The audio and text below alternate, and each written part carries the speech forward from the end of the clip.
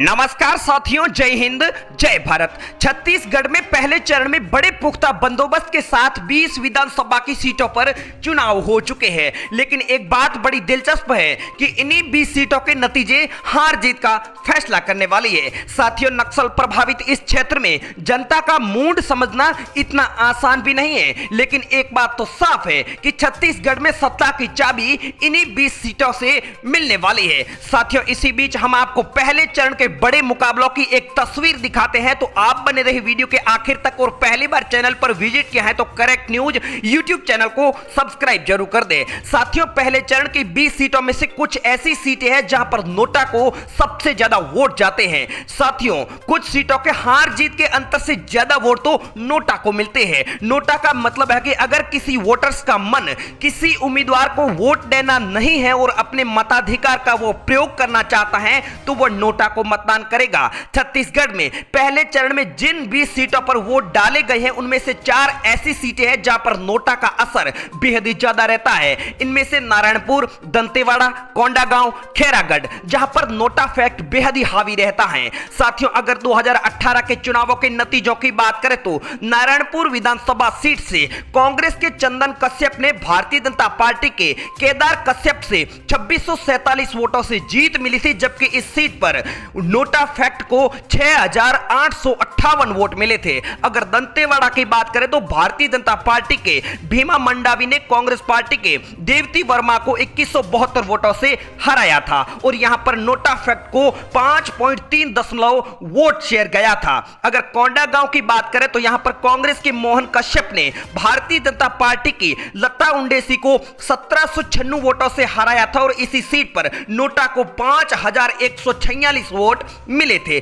साथियों, हम आपको पहले चरण में सबसे कम अंतर वाली खैरागढ़ सीट की बात करें तो यहां पर जोगी कांग्रेस के देवव्रत सिंह को 870 वोटों से जीते थे और नोटा को यहां पर 3068 वोट गए थे। साथियों, यहां पर हार जीत का अंतर बेहद ही कम रहा था। लेकिन इस बार चुनावी स्थिति क्या रहने वाली है यह तो चुनावी नतीजों में पता चलेगा। इसी बीच साथियों, मौजूदा स्थिति की बात करें तो पहले चरण की 20 सीटों में बस्तर संभाग की 12 और दुर्ग संभाग की 8 विधानसभा की सीटों में से फिलहाल स्थिति में कांग्रेस पार्टी आगे है। यहां पर कांग्रेस पार्टी के पास 19 तो भाजपा के पास 1 सीट है। लेकिन इस बार जनता ने किसके पक्ष में वोट किया है यह तो चुनावी नतीजों में पता चलेगा। तो साथियों, पहले चरण में 20 विधानसभा की सीटों पर चुनावों की समाप्ति के बाद पहला एग्जिट पोल भी जारी हो चुका है। इसमें जो आंकड़े सामने आए हैं उसने दूसरे चरण में होने वाले विधानसभा के चुनावों के लिए पूरी तरह से दोनों पार्टियों को हैरानी में डाल दिया है। पहले चरण में किस पार्टी को सबसे ज्यादा सीटें मिलने वाली है पूरा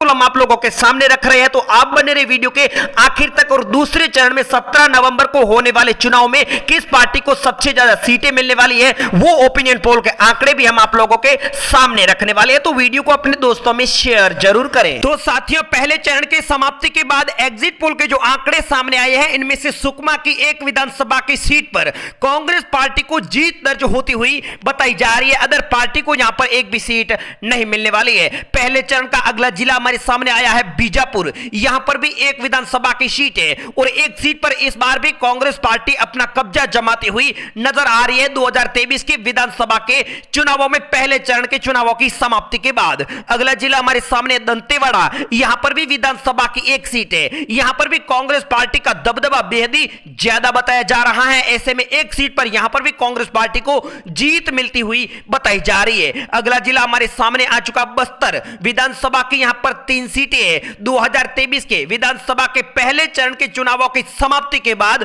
छत्तीसगढ़ में तीनों सीटों पर कांग्रेस पार्टी का कब्जा होता हुआ बताया जा रहा है। अगला जिला हमारे सामने आ चुका कोंडागांव विधानसभा की यहां पर 2 सीटें हैं।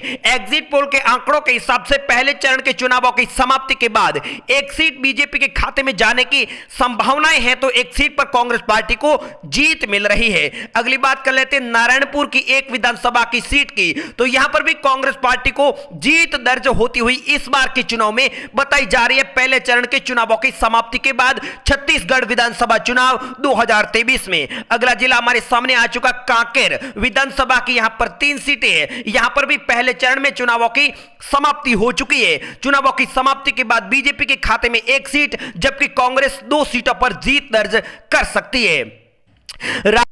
की बात कर ली जाए तो यहां पर 5 विधानसभा की सीटें एग्जिट पोल के आंकड़ों के हिसाब से चुनाव की समाप्ति के बाद कांग्रेस पार्टी को 5 सीटें जा सकती है, जबकि विपक्ष में बीजेपी के खाते में 1 सीट जा रही है। कबीरधाम में 2 विधानसभा की सीटें, यहां पर भी छत्तीसगढ़ में पहले चरण में चुनावों की समाप्ति हो चुकी है। आंकड़ों के हिसाब से दोनों सीटों पर इस बार कांग्रेस पार्टी यहां पर भी जीत दर्ज करती हुई बताई जा रही है। साथियों, अगर 70 सीटों के दूसरे चरण के ओपिनियन पोल की शुरुआत दुर्ग जिले से करें तो यहां पर 6 विधानसभा की सीटें हैं। यहां पर मंजर इस बार पूरी तरह से बदल चुका है। 3-3 सीटें दोनों पार्टियों के खाते में जा रही है। धमतरी में भी 3 विधानसभा की सीटें हैं। यहां पर भी इस बार के चुनाव में बड़ा उलटफेर देखने को मिल सकता है। भाजपा के खाते में 1 सीट, जबकि कांग्रेस को 2 सीटें मिल सकती है। बात अगर बिलासपुर की कर ली जाए तो यहां पर 7 विधानसभा की सीटें हैं। 2018 के मुकाबले यहां पर इस बार चुनावी नतीजे बेहद ही हैरान कर देने वाले हैं। भाजपा को 2 सीटें जा सकती है, कांग्रेस को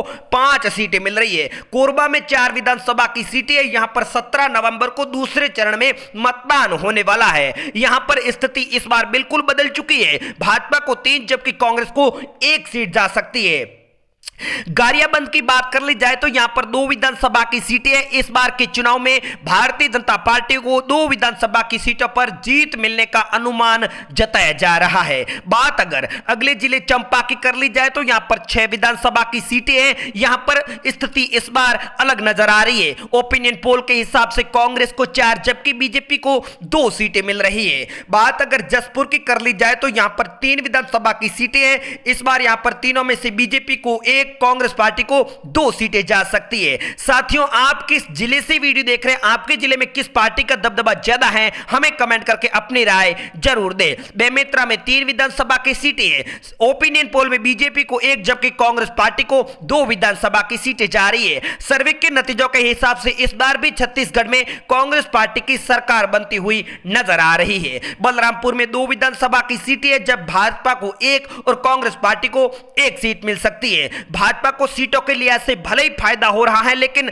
इस बार के चुनाव में कांग्रेस पार्टी यहां पर जीत की ओर अपने कदम बढ़ाती नजर आ रही है। बालोद बाजार में 4 सीटें है, कांग्रेस पार्टी 3, भाजपा को 1 सीट मिलने का अनुमान जताया जा रहा है।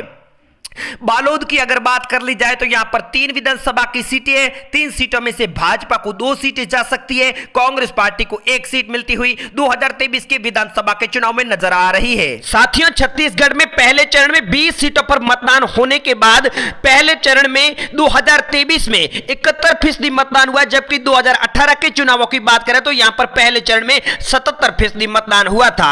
2023 के चुनाव में सबसे ज्यादा 79% मतदान भानु प्रताप में हुआ, लेकिन सबसे कम मतदान 40% बीजापुर में हुआ। 2018 के चुनाव में सबसे ज्यादा मतदान 85% कोडागांव में हुआ था, लेकिन 2018 के चुनाव में 48% मतदान बीजापुर में सबसे कम हुआ था।